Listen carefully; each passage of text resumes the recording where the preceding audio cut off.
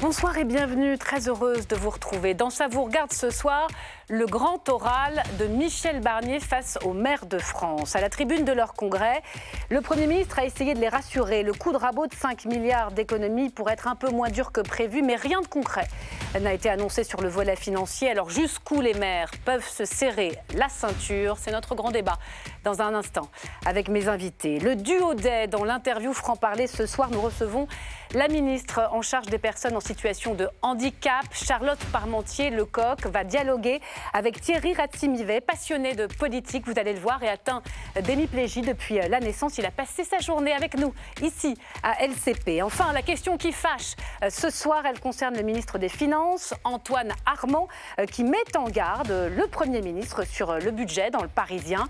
Attention à l'impôt de trop. Un ministre peut-il vraiment dire ça? La réponse de nos chroniqueurs à la fin de cette émission. Voilà pour le sommaire. Installez-vous, ça vous regarde. Top générique.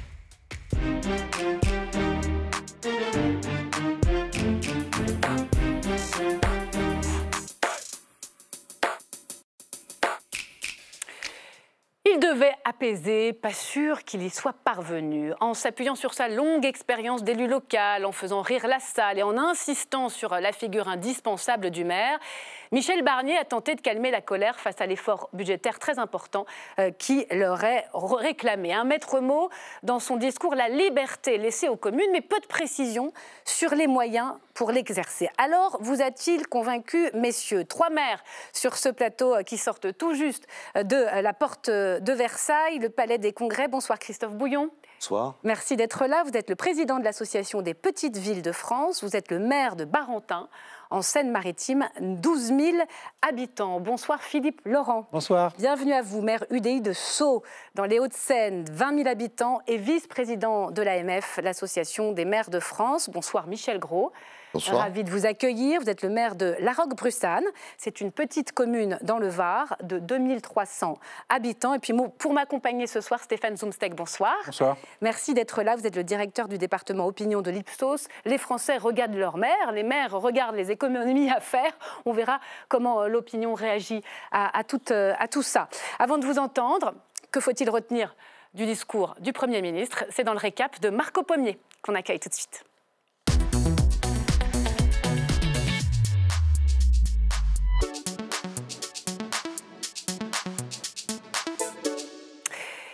Bonsoir mon cher Marco. Bonsoir Myriam. Alors Michel Barnier, il a tenté de désamorcer cette colère qui gronde. Oui, opération apaisement cet après-midi au 106e congrès des maires à la porte de Versailles. Michel Barnier est arrivé vers 14h30 avec 14 de ses ministres. Preuve de l'importance qu'il accordait à ce moment, bien assis sur son siège pour écouter l'avertissement de David Lisnard, président de l'Association des maires de France. Alors j'avais utilisé cette expression au propos d'ouverture en disant nous ce qu'on veut plus c'est être flatté au congrès et taper au budget. Alors je sais monsieur le Premier ministre que vous avez une autre idée du respect des autres, mais n'hésitez pas non plus à ne pas nous taper. Voilà, c'est tout ce que je voulais vous dire. Autour de Michel Barnier de prendre la parole et pour conquérir son public, Myriam, quoi de mieux que l'humour?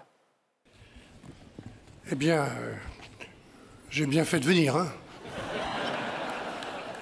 J'ai entendu tout ce qui ne va pas bien. Et vous avez eu la gentillesse de dire que ça datait d'assez longtemps. Moi, je suis là depuis 2 mois et demi.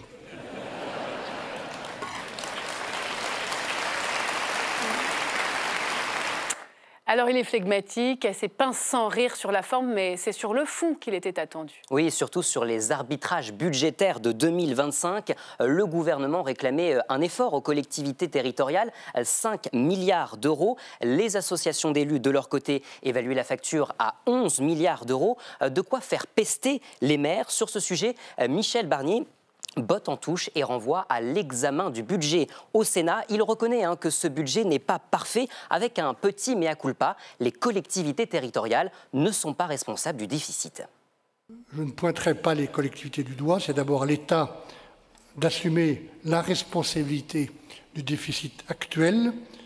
Et nous le faisons nous-mêmes en faisant plus de 20 milliards d'euros d'économies sur les dépenses en 2025.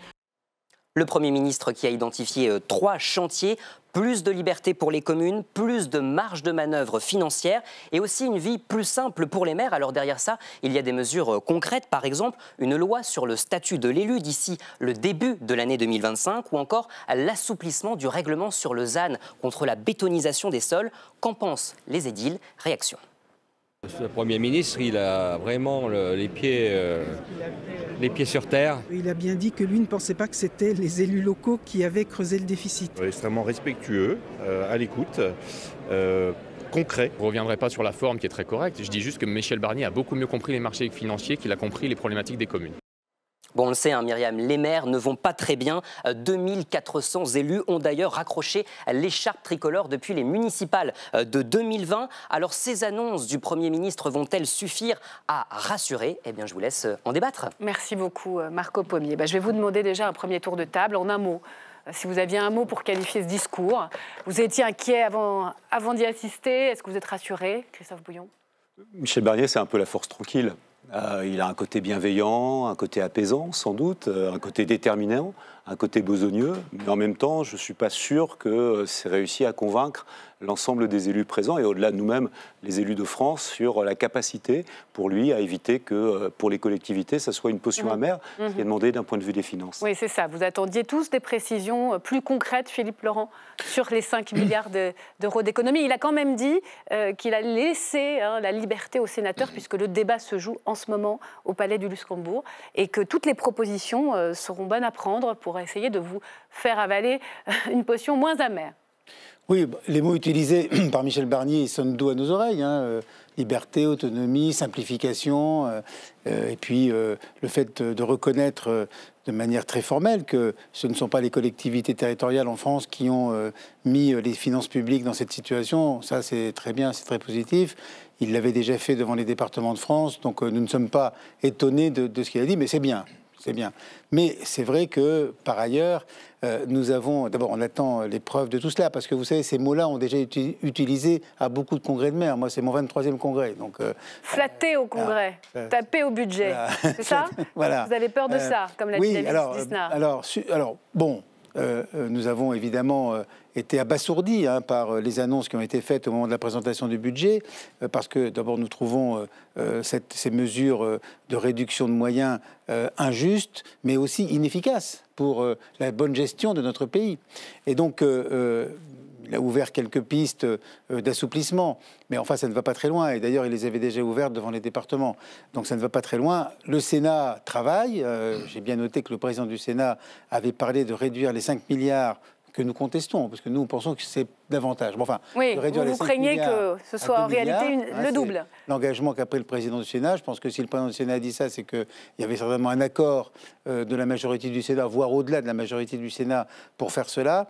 Après, le sujet, c'est évidemment comment ça se passe à l'Assemblée et quel texte sera soumis, s'il doit être soumis au 49.3. Quel texte? Michel Gros, vous êtes dans une situation différente. Elle est toute petite, votre commune. Donc voilà, on est à l'euro près, j'imagine, quand on a à gérer des petites villes. Vous attendiez quoi et vous ressortez comment, très concrètement? Eh bien, c'est difficile parce qu'en fait, on est déjà soumis au régime sec depuis très longtemps. Et aujourd'hui, le discours du Premier ministre, bon, certes, il y a peut-être des avancées, mais ça ne correspond pas à nos besoins. Et ce que j'ai noté, en tout cas, en ce qui concerne les moyens, il parle de moyens renforcés et que les efforts demandés aux communes seront faits en fonction de leurs moyens. Donc moi, comme nous, les communes rurales, nous n'avons plus de moyens, je prends le pari que nous n'aurons pas d'efforts à faire. Ce que vous attendez. Alors, on va venir dans le détail sur ce qui pourrait changer, sur vos recettes, sur les fameux transferts entre l'État, les collectivités, et puis sur les efforts que peut-être vous êtes prêts à faire, parce qu'au fond, on voit bien que tout le monde va en faire, que ce soit les particuliers, les entreprises, les collectivités. Les Français, Stéphane Zumsteg, ils adorent encore leur maire, même si on sait qu'il est toujours à portée d'engueulade, c'est la fameuse phrase.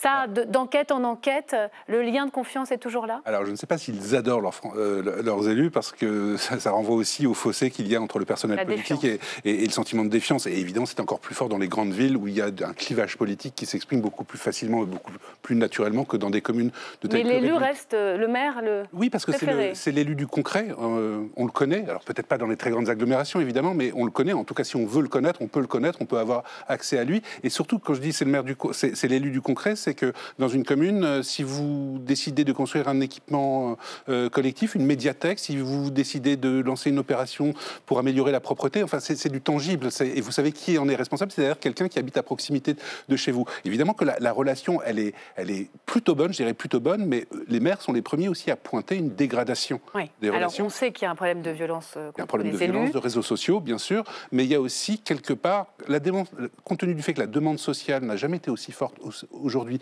que le degré d'exigence des administrés est bien plus important qu'autrefois, il y a parfois, quand on interroge les maires, le sentiment, quelque part, d'injustice, et d'ingratitude de la part, en tout cas, d'une partie de leurs administrés. Ingratitude? Oui, d'une partie en tout cas. Et c'est souvent l'une des raisons qui est évoquée pour dire, cette fois-ci, j'arrête et je ne me représente pas. Oui, c'est ça. Et est-ce qu'on est face à une grande démission? Après le Covid, on a pu dire ça dans le privé notamment. Là, on a quelques chiffres. Marco les rappelait. 2400 maires ont démissionné depuis 2020. 57 000 sièges de conseillers municipaux vacants. Les petites villes sont particulièrement frappées par ça ou pas? Oui, elle n'échappe pas au phénomène. C'est vrai que la cote d'amour des maires, elle reste élevée, mais elle s'effrite d'année en année. Et on voit beaucoup de nos collègues qui sont usés aujourd'hui par la fonction, les missions qu'ils exercent. D'ailleurs, le rôle du maire, il est essentiel. La preuve en est, à chaque fois que dans ce pays, il y a une crise, on vient les chercher. Quand il y a eu les Gilets jaunes, on nous a demandé d'organiser un débat national. Quand il y a la crise sanitaire, on est là pour suppléer l'État. À chaque fois qu'il y a une difficulté dans ce pays, on est là. Mais à la force de nous considérer comme des amortisseurs sociaux, si à un moment ou à un autre, on ne nous donne plus les moyens de jouer ce rôle, on retire les amortisseurs.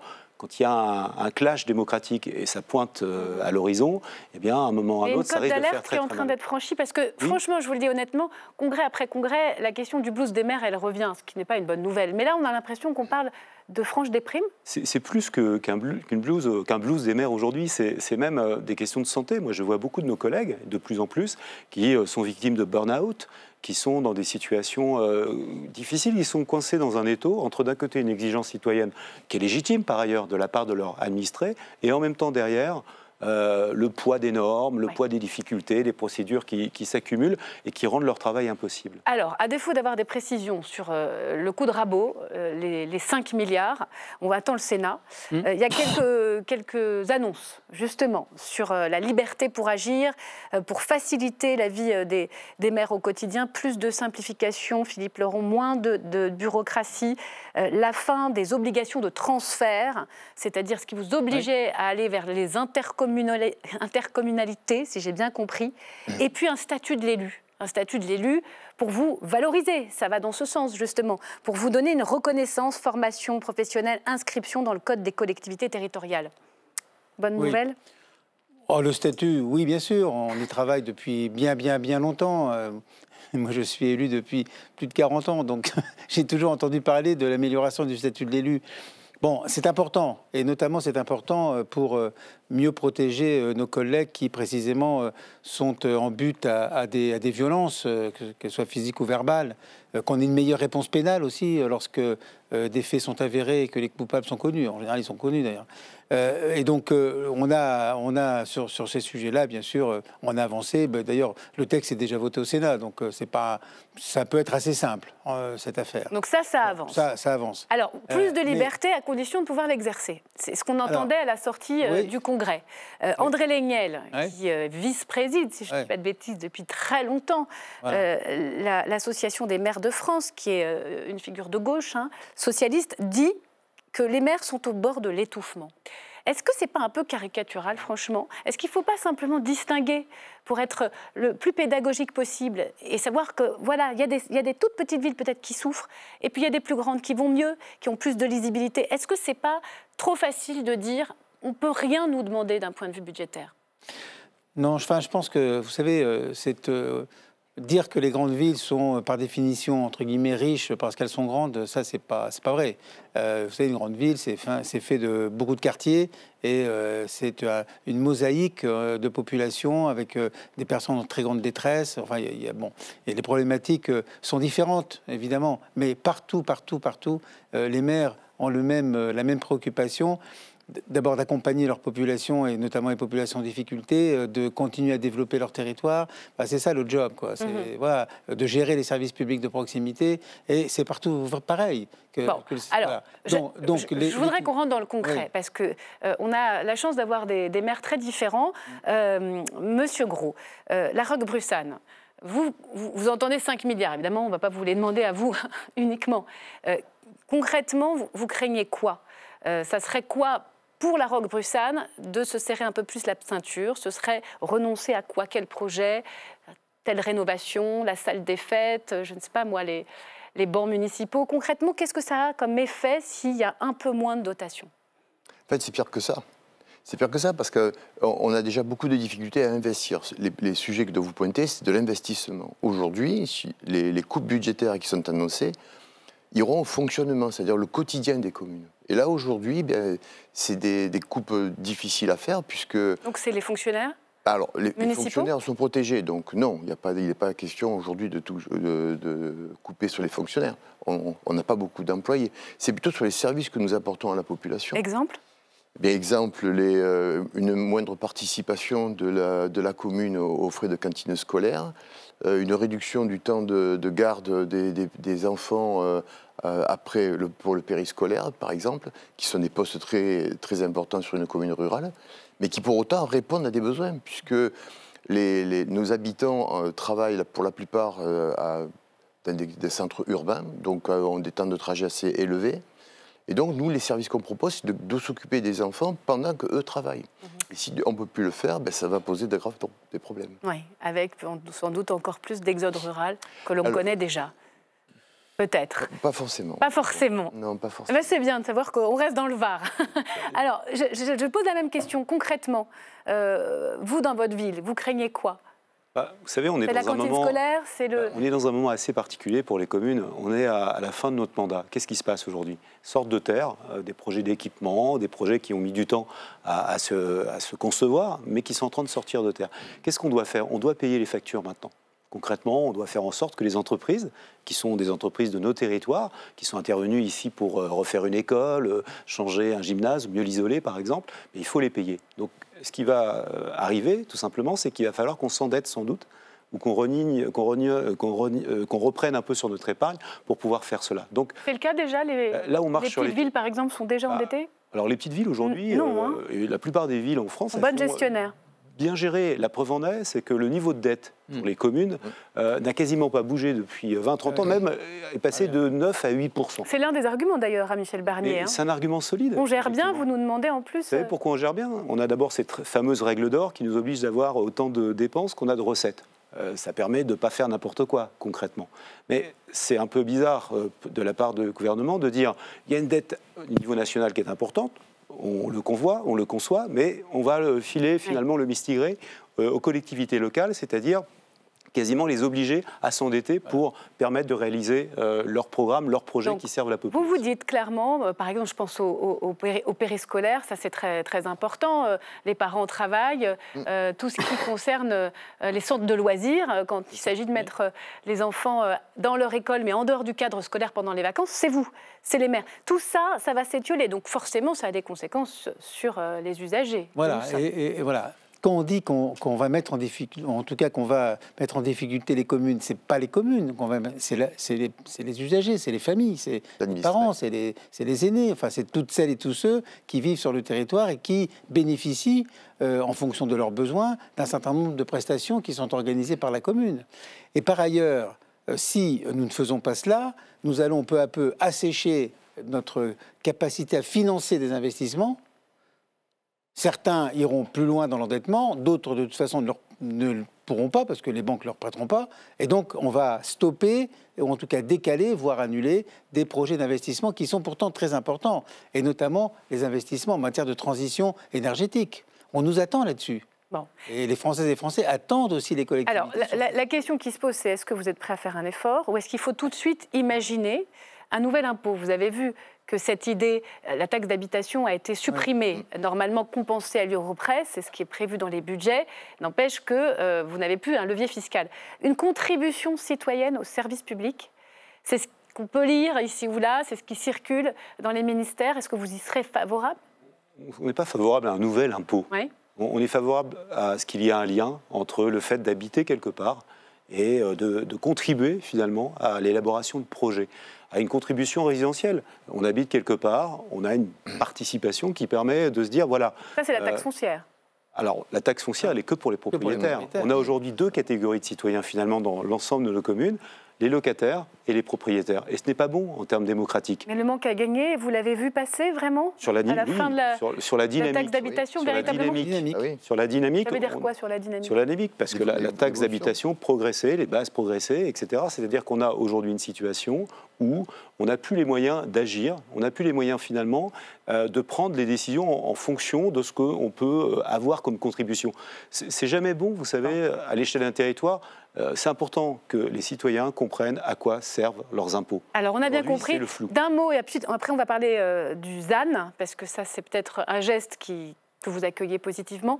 Vraiment, vous n'êtes prêt à faire aucun effort supplémentaire parce que vous ne le pouvez pas, juste pour comprendre. Aucun? Très sincèrement. Aucun. Non, mais très sincèrement, si vous voulez, on nous demande de faire des efforts, alors, je ne parle que au nom au titre des communes rurales. Ouais. On n'est déjà pas traité de la même façon que les communes urbaines. Et il n'y a pas d'opposition, c'est simplement un fait, un statut. Et malheureusement, on lutte depuis des années et des années là-dessus sans être écouté par les différents gouvernements. Aujourd'hui, on n'y arrive plus. Bon, et si c'était 2 milliards au lieu des 5, comme ce qui se profile, au Sénat, vous seriez prêt à accueillir ça positivement ou vous allez continuer la bataille? On accueillera moins négativement. Bon, c'est dit. Avant de parler du ZAN, Stéphane Zumsteg, est-ce que cette position d'opposition aux économies, elle est comprise par les Français?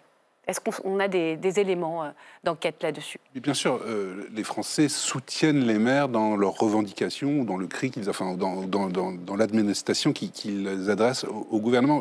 Et d'ailleurs, vous l'avez tous dit, le maire, c'est aussi l'élu de la bonne gestion. Alors, toutes les villes ne sont pas bien gérées, ou toutes les communes, mais une grande majorité des communes sont bien gérées. Et ça, les Français le savent parfaitement. Vous parliez d'acceptabilité de la fiscalité, de l'impôt.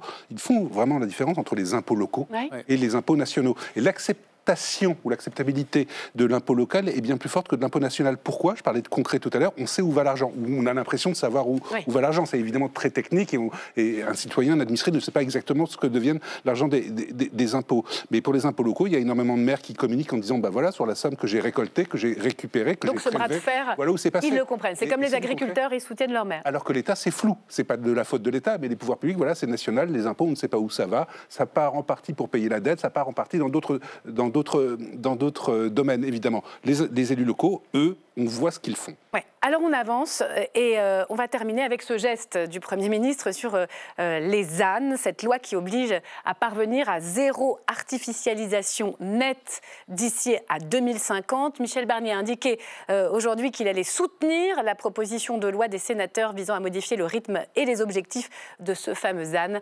Explication avec Marion Becker.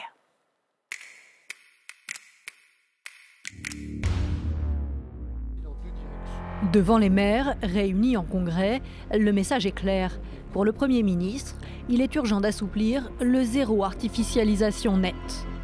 Le ZAN ne doit pas se décliner en cascade et de manière mécanique. Il faut laisser le territoire discuter de la façon dont il doit prendre sa part à l'effort. Il faut partir du terrain et laisser s'organiser d'abord dans chaque département la discussion qui permettra d'atteindre l'objectif au niveau de la région. Nous allons donc réfléchir en termes de trajectoire plutôt qu'avec des dates couperées. Michel Barnier va ainsi soutenir la proposition de loi sénatoriale et il compte même accorder des ajustements avant l'examen de la loi, en donnant plus de souplesse aux préfets. Mais qu'est-ce que le ZAN, le 0 artificialisation nette des sols, un engagement inscrit dans la loi Climat et Résilience de 2021. Le ZAN impose aux collectivités qui veulent bétonner de renaturer à la même proportion. L'objectif, protéger les espaces naturels. car chaque année, la France en perd entre 20 et 30 000 hectares. Un casse-tête et des contraintes dénoncées par les élus locaux.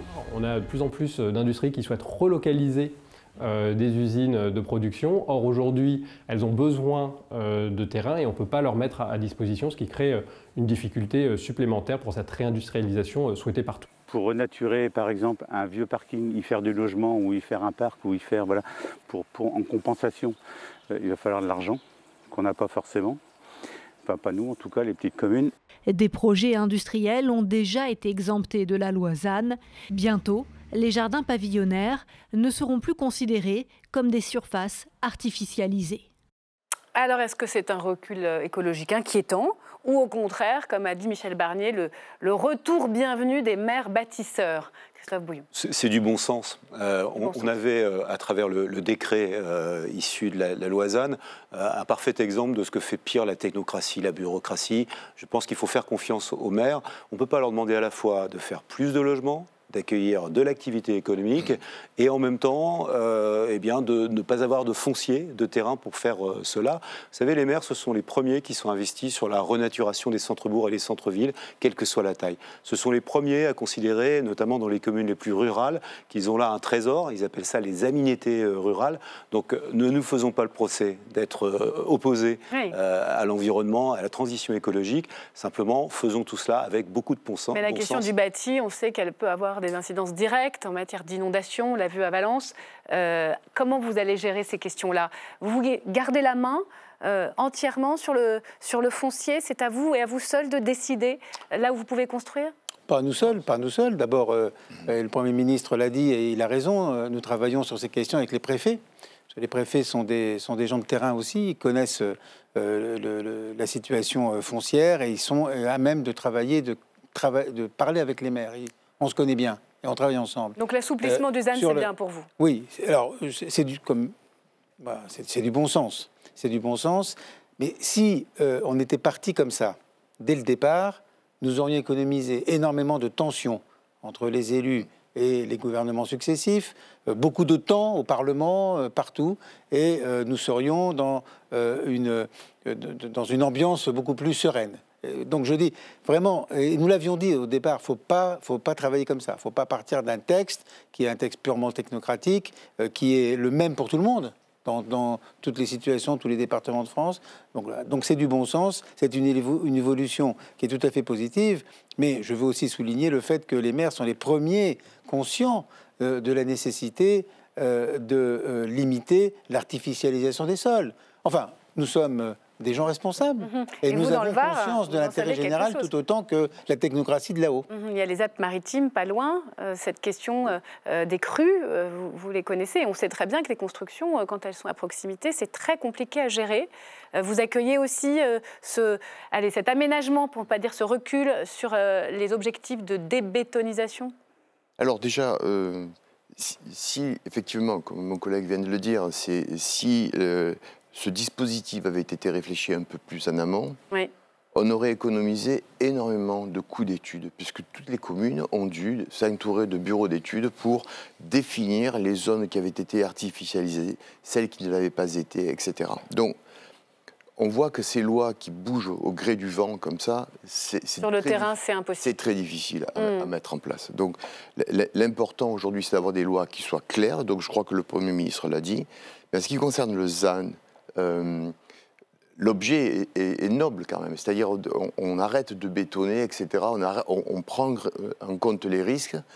Mais je constate malgré tout que dans le discours du Premier ministre, la transition écologique et la préservation des terres agricoles et naturelles est passée à la trappe. Donc je ne sais pas où se trouve l'équilibre.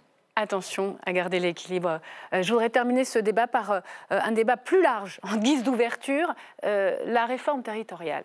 Parce que c'est ça, au fond, qui permettrait peut-être de faire les vraies économies et d'être efficace et plus lisible. Déjà, les Français, le millefeuille, ils s'y retrouvent ou pas? Ils sont totalement perdus et ils l'assument totalement en disant ce n'est pas de notre faute. Il y a tellement d'échelons, comment voulez-vous que je sache? On sait vaguement que les communes s'occupent des écoles parce qu'il y a des parents d'élèves dans les communes.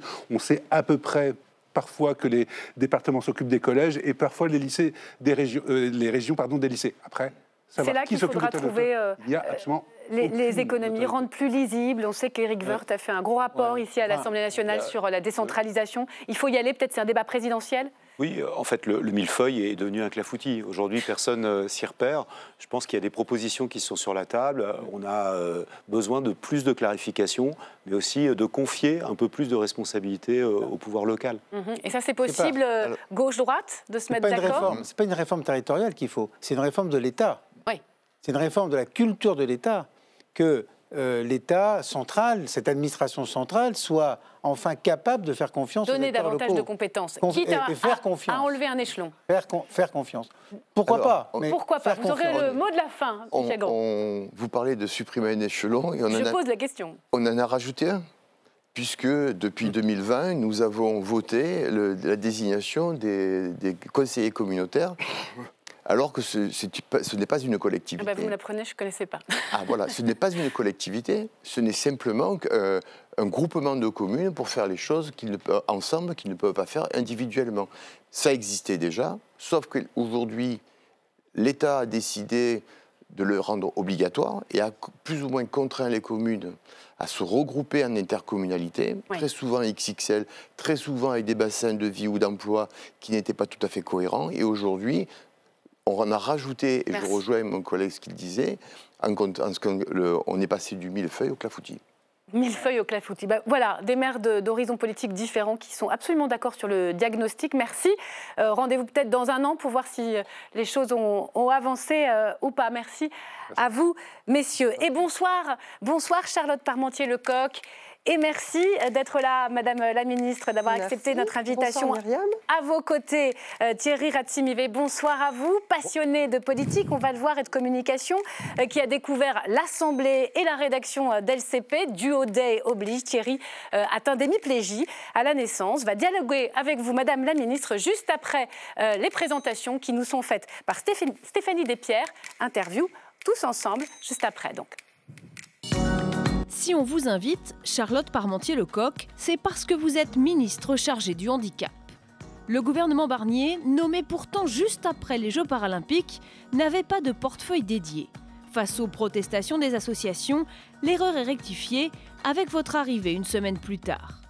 Ancienne députée Renaissance désormais à Horizon, ex-présidente de la Commission des affaires sociales à l'Assemblée nationale, Charlotte Parmentier-Lecocq, vous êtes une spécialiste de la santé au travail et des ressources humaines. Après 10 lois en 40 ans, comment favoriser l'intégration des travailleurs handicapés ? Aujourd'hui, justement, c'est le Duo Day, une journée d'immersion en entreprise pour les personnes touchées par le handicap. Face à vous, il y a donc Thierry Ratsimivé, notre partenaire du LCP, passionné de politique et de communication. Bénévole à la radio Vivre FM, il tient une chronique hebdomadaire. La vie de Thierry, le handicap au quotidien. Bonjour à tous, bienvenue pour un nouvel avis de Thierry. Né prématuré, Thierry Ratsimivé est devenu hémiplégique à la suite d'une erreur de soins en couveuse. Il n'appartient à aucune association, mais milite pour que les handicapés se construisent une vie comme tout le monde. Il nous a aidés à préparer l'interview et vous posera aussi, Charlotte Parmentier-Lecocq, toutes les questions qui lui tiennent à cœur. Et bienvenue à vous deux sur ce plateau. Merci d'être là, je dirais, ensemble. C'est rare. Madame la Ministre, c'est vrai que les Paralympiques ont été un immense succès. On a tous changé notre regard sur le handicap. Et pourtant, quand le gouvernement de Michel Barnier a été nommé, il n'y avait pas de ministre chargé des personnes en situation de handicap. Il a fallu attendre 6 jours. 6 jours de trop, non ? Alors, pas tout à fait exact parce qu'il y avait un ministre en charge du handicap, puisque c'est Paul Christophe qui est ministre délégué, enfin qui est ministre des solidarités, de l'autonomie, de l'égalité des femmes et des hommes. Pas de portefeuille et donc dédié. dedans il y avait dans son portefeuille il y avait le handicap. Et étant donné que c'était par ailleurs un député très engagé sur la question, il avait bien à cœur de porter ces politiques.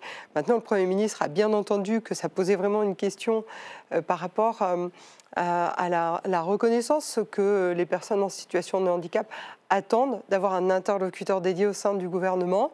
Et donc, il a tout de suite souhaité rectifier le tir. Thierry, les associations se sont mobilisées. Et la page est tournée ? Là où la page n'est pas tournée, là où on a été déçus à cette époque-là, c'est que vous aviez eu un immense succès populaire lors des Jeux Olympiques.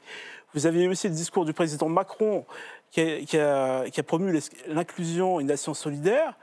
Et voilà que l'on attend 6 semaines votre nomination.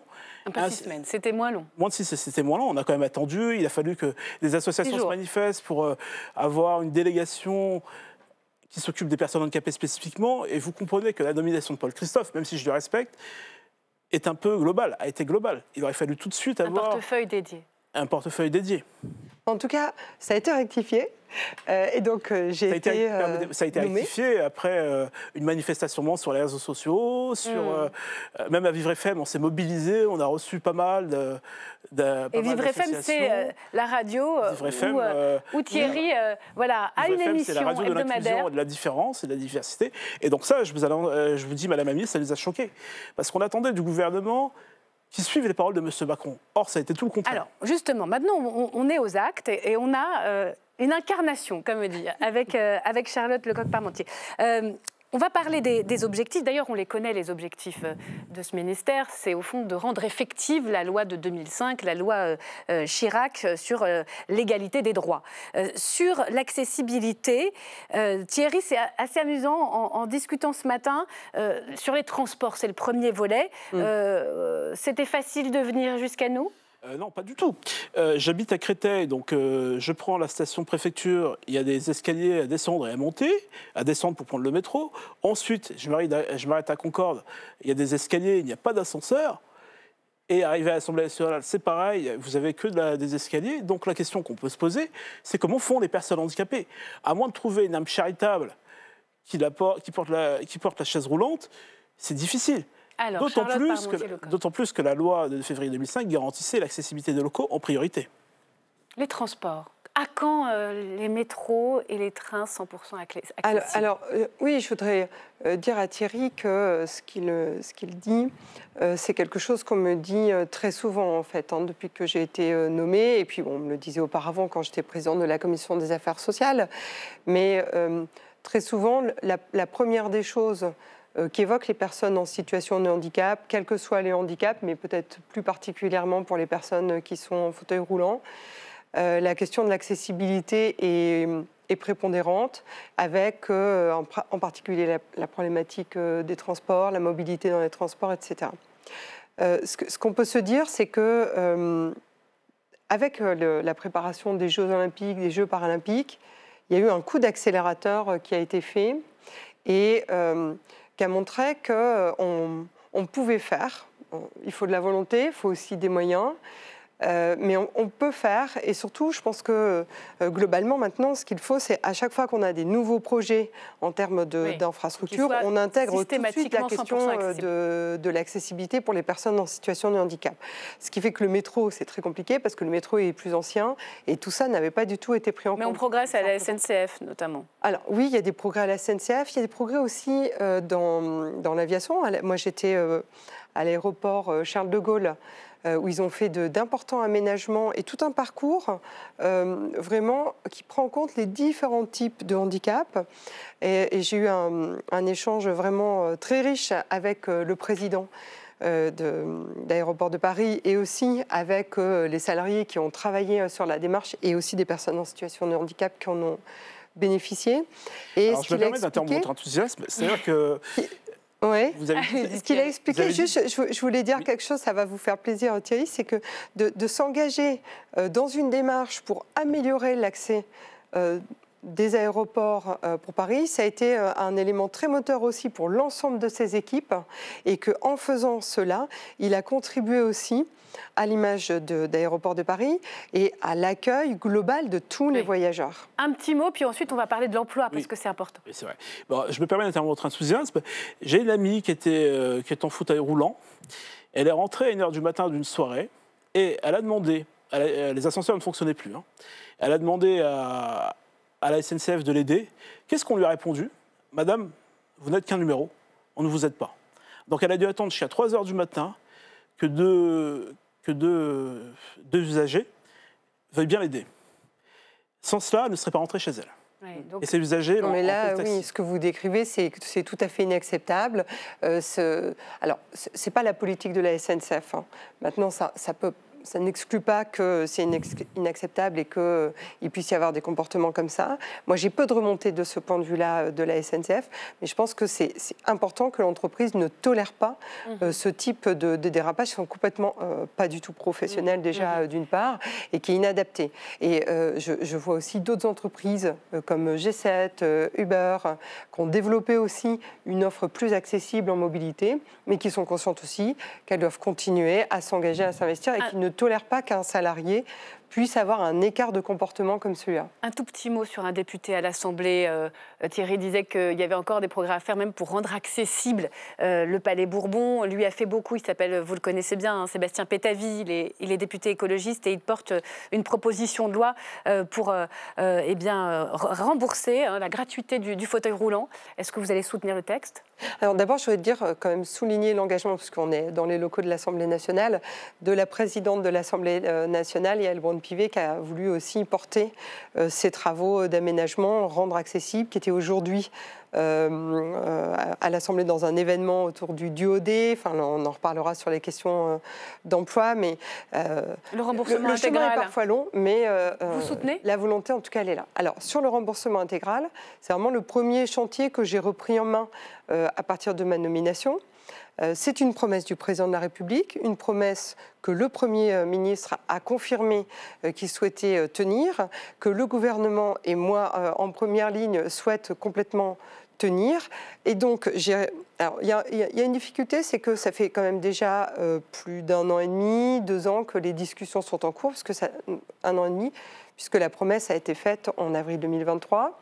Elles sont longues, elles sont complexes. Vous pouvez vous engager sur une date ? Alors, un calendrier rapidement ? L'engagement que j'ai pris, c'est d'atterrir sur le choix d'un scénario dans les modalités de remboursement avant la fin de l'année. D'accord. À partir du moment où ce choix sera entériné et qui est issu de la négociation, quand on sera mis d'accord sur quel type de remboursement, à partir de là, il y a encore un temps. Quand est-ce que ce sera remboursé alors ? À partir de cela, il y a encore un temps de mise en œuvre opérationnelle. Ce que je suis en train d'essayer d'obtenir en termes d'organisation, de logistique, etc., c'est qu'on puisse atterrir aux alentours de septembre 2025. Allez, c'est dit. Voilà. Septembre 2025. Oui, c'est un objectif à date que vous souhaitez fermement. Que je souhaite tenir. Et on sera là pour vérifier. On avance parce que l'emploi, c'est très important. On a regardé évidemment la loi de 2005, c'est 6%. L'objectif de personnes en situation de handicap. Dans le privé, on n'y est pas du tout, 3,5. Et dans le public, 5,4. D'un mot, qui traîne les pieds, qui ne joue pas le jeu. Et puis Thierry vous racontera son expérience par rapport à l'emploi dans 1 minute. Il y a une difficulté encore sur la représentation et les peurs que peut susciter le handicap. C'est-à-dire que c'est un petit peu ce qu'a dit Thierry, on n'est pas pris en considération et certaines entreprises... La peur de qui ? Du dirigeant d'entreprise ? La peur, ça peut être la peur du dirigeant, c'est peut-être plus aussi dans les petites entreprises. Les très grosses entreprises qui sont plus staffées sont généralement plus enclines à s'engager dans les démarches et en ont fait parfois un fer de lance d'ailleurs d'attractivité, de sens, aussi pour valoriser leur politique, leur image et donner envie à des personnes de venir travailler chez elles, avec la conviction que des personnes qui sont en situation de handicap, elles ont aussi des aptitudes, et ces aptitudes, elles peuvent les utiliser. Alors Thierry, vous l'avez compris, il a beaucoup de compétences, il a beaucoup de talent, et il a envie d'un contrat de travail. Son expérience, c'est qu'au fond, systématiquement, Thierry, racontez-nous, oui au bénévolat, jamais payé. Écoutez, c'est vrai que j'ai un parcours assez spécialisé, je sortais de SECPA, en primaire. Après, au collège, on m'a orienté en cuisine, en bâtiment, en peinture et tout. Donc, je ne pouvais pas faire ça parce que la station debout est pénible. Oui. Ensuite, je suis parti, on m'a orienté, j'ai fait une 4e, 3e d'insertion, mais je n'ai pas pu suivre car avec le décalage qu'on vous fait, vous n'avez que des matières spécifiques dans ces SECPA, des matières allégées, comme on appelle tant ça. Donc, vous suivez que ces matières-là, vous n'arrivez pas à suivre. Arrivez cela, 4e, 3e, arrivez à la seconde. La seconde, on vous propose de suivre le parcours général. Et c'est là où le bas blesse. Puisque lors de ces classes-là, ces classes spécialisées, vous n'avez que de l'anglais, des matières allégées, enfin, vous n'êtes pas préparé à suivre le rythme. Une fois que vous suivez cette seconde, vous avez des difficultés. Lorsque vous avez des difficultés, où on vous met? On vous met, moi on m'a proposé en tant qu'orientation pour la première et la terminale, comptabilité, commerce, sanitaire et social. Alors que vous vouliez, au contraire, vous faire plutôt de la communication. Faire de la communication et de l'économie à l'époque. Qu'est-ce qui s'est passé? Une fois qu'on... C'est simple, j'ai procédé par élimination. Comptabilité, commerce, je ne peux pas, étant donné que j'ai des stations debout pénibles. Sanitaire et social, ça ne m'intéressait pas trop. C'est tout ce qui est ménage, tout ce qui s'occupait des personnes sociales, ça ne m'intéressait pas trop, de par ma station debout pénible et de par mon handicap en général. Il ne restait donc que la comptabilité. Une fois que j'ai fait de la comptabilité, malheureusement... Alors, rapidement, la question. Oui. Où vous voulez en venir? Parce qu'on ne vous a jamais permis, ni dans le cursus scolaire, ni dans l'après, de faire ce que vous aviez envie.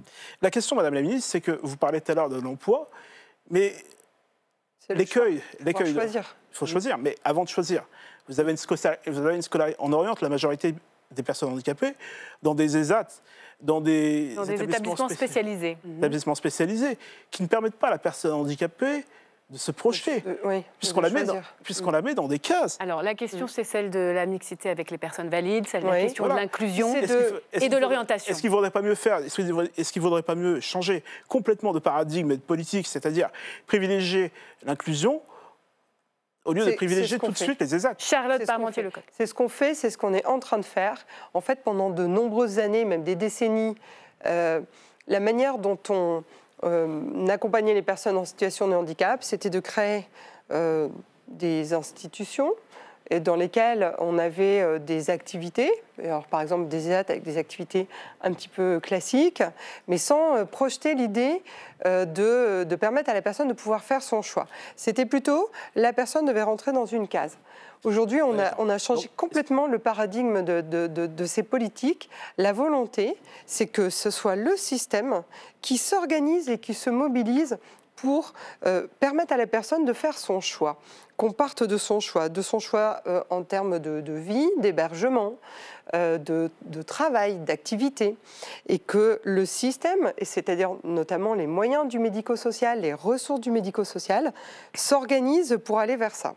Et c'est ce qu'on est en train de demander, si je prends l'exemple des ESAT, on est en train de leur demander de se transformer pour aller vers beaucoup plus de liens avec l'entreprise ordinaire, pour aller vers plus d'activités et pour non pas uniquement accueillir des personnes dans des ateliers, ce qui est fait et qui peut être nécessaire pour permettre de découvrir des activités, affiner un peu son projet, mais que ce soit juste une étape pour pouvoir aller ensuite vers progressivement l'emploi dans l'entreprise avec de l'accompagnement. Un tout petit mot, puis je vous laisserai sans doute discuter en dehors de ce plateau parce que le temps nous est compté. Vous avez vu que la GFIP a perdu ses crédits 20%. Il y a une mobilisation sur Internet, une pétition. C'est une question, je me fais votre porte-parole, Thierry, qui tient à cœur à Thierry. Est-ce que vous allez revenir là-dessus? C'est une association qui permet de financer les formations. Oui, bien sûr. Alors moi, je rassurais vraiment tout le monde là-dessus. Ça a été un point que j'ai eu sur la table en fait en arrivant à mon ministère très rapidement. Et avec Astrid Panosyan-Bouvet, la ministre du Travail, on a tout de suite voulu corriger le tir. Et les parlementaires à l'Assemblée nationale ont souhaité qu'on modifie les choses et qu'on déplace, qu'on rétablisse. Merci. On s'arrête là. On aurait pu continuer cette conversation, parler aussi du harcèlement sur notamment les jeunes élèves en situation de handicap, parce que c'est ce qui est arrivé à Thierry. Et l'enfance est souvent très cruel. Mais je vais vous laisser discuter en privé, si j'ose dire. Bonne chance à vous, Thierry, et merci beaucoup d'avoir accepté ce jeu de dialogue avec Thierry, Madame la Ministre. Tout de suite, la question qui fâche avec nos chroniqueurs pour terminer cette émission.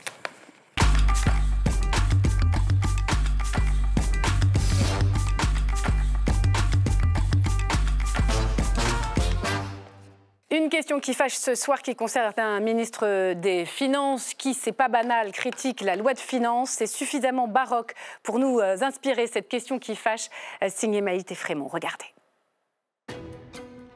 Attention à l'impôt de trop. Voici le conseil du ministre de l'économie en une du Parisien. Antoine Armand ne s'adresse pas à la gauche et à sa créativité fiscale, non, c'est plutôt à son propre supérieur qu'il lance cet avertissement. Le Premier ministre Michel Barnier, qui veut faire 4 milliards d'euros d'économies sur les exonérations de cotisations dont bénéficient les entreprises. Le locataire de Bercy insiste. Ma famille politique porte un message. Ce n'est pas en matraquant les entreprises et en augmentant le coût du travail qu'on crée de l'emploi et de la croissance. Les exonérations de cotisations, c'est le point du budget qui crispe les troupes de Gabriel Attal, bien décidé à faire monter la pression sur le Premier ministre. Alors, Antoine Armand rappelle. Je suis ministre de Michel Barnier et surtout, j'appartiens à la famille Ensemble pour la République. Un surtout qui sonne comme une hiérarchie dans sa loyauté. D'abord le clan politique et après le gouvernement. Alors, la question qui fâche ce soir, un ministre peut-il vraiment dire ça ? Tir croisé ce soir avec Elsa Mondingava, ma consoeur d'LCP. Bonsoir. Et face à vous, Jean-Baptiste Daoulas de Libération.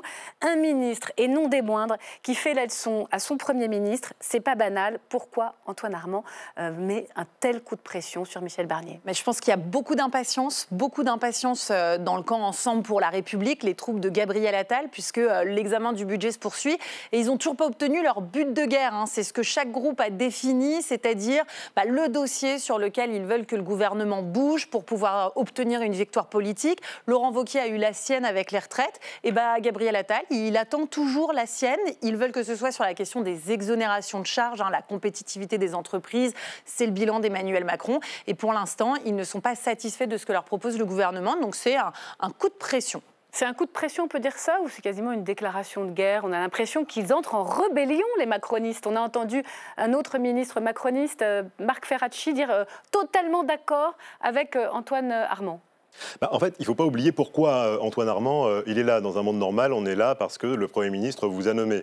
Là, en l'occurrence, Antoine Armand, il est avant tout député Ensemble pour la République, donc c'est-à-dire député macroniste, anciennement Renaissance, et surtout, il est proche de Gabriel Attal. C'est pour ça qu'il a été nommé ministre des Finances lors de la composition très très baroque de ce gouvernement. Donc sa loyauté, elle ne va pas au Premier ministre, elle va avant tout à Gabriel Attal. Gabriel Attal, il est dans un bras de fer avec Michel Barnier, il est du côté de Gabriel Attal. Tout ça dans le Parisien, ça se fait évidemment en accord avec Gabriel Attal, c'est sûr.